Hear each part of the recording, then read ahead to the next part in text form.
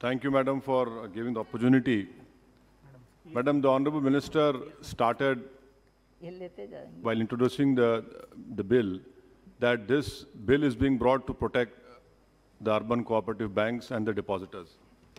Now, my question to the Honorable Minister when she stands up to reply is that the RBI FSR report of December 2019, it says that the state-run banks account for 89.8% of frauds by value, private banks at 9.2% and foreign banks at 0.4%. This says a lot about the internal controls in the state-run banks. Now, what is the government doing? Because their hollow claim has been badly exposed by the RBI's report itself. My second question, Madam, to the Honorable Minister is when she stands up to reply, the PNB bank was hit with 20,000 crore and we know Mr. Nirav Modi fled with and no heads have rolled so far. Why is that case? Third question is, the Modi government's real concern about PMC Bank, which the Honorable Minister spoke about, when it came to Yes Bank, the SBI immediately infused funds into Yes Bank. Why this stepmotherly treatment for PMC? 60 people have committed suicide. What is the interest that government had with Yes Bank and that same love is not shown towards PMC Bank? And what kind of administrator is working in PMC Bank from last 1 year? That person, that honorable person has not been able to sell the yacht which is stuck in Sri Lanka. 2 aircrafts are stuck in Mumbai airport. This is the love of this government for PMC depositors who are suffering day in, day out. Sir, my third question is about this. In this bill, it talks about issue of equity, preference or special shares by way of public's issue and private placement.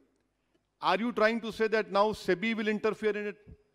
Because this issue of equity and public issue, are you bringing in SEBI? Please enlighten all of us. My fourth question to the Honorable Minister is that RBI is being given power is the government claim.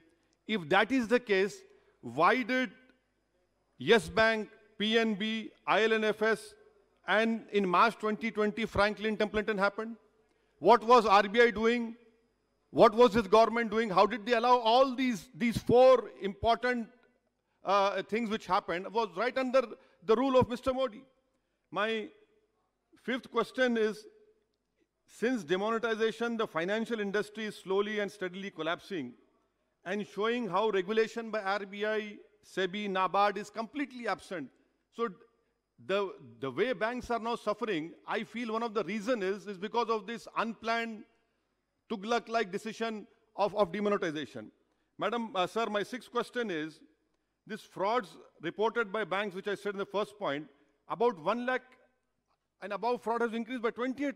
Who's responsible for this?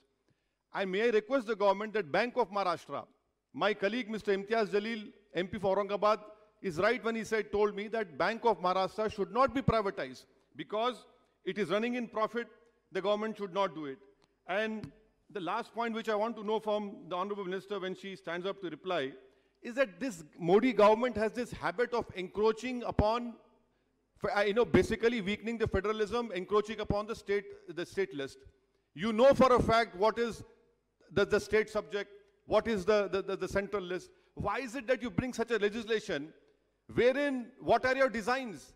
Why do you want to weaken the federalism of this country, which is the basic structure of the constitution? By bringing in such a legislation, sir, we know for a fact what is under the Schedule 7, Entry 32, Entry 43. The honorable members have spoken on it. I don't want to highlight on it. And my last point, sir, is that about this proportional voting rights. Now, if they buy equity shares in cooperative society, it's a known fact. 1 member, 1 vote. Are you going to overrule that? And also, isn't it the fact that the 2006 Vishwanathan Committee recommended that cooperative banks should be allowed to raise capital through non-voting shares? So these are the important points. I hope the Honorable Minister, when she stands up to reply, she will definitely reply. And for God's sake, I don't want this Honorable Minister to say that all these urban cooperative banks and Nirav Modi, Mehul Choksi, PNB, Franklin Templeton, all were act of God. No, these are not act of God. They happened because Mr. Modi is ruling the country and because of the misgovernance and the act of themselves. Thank you, sir.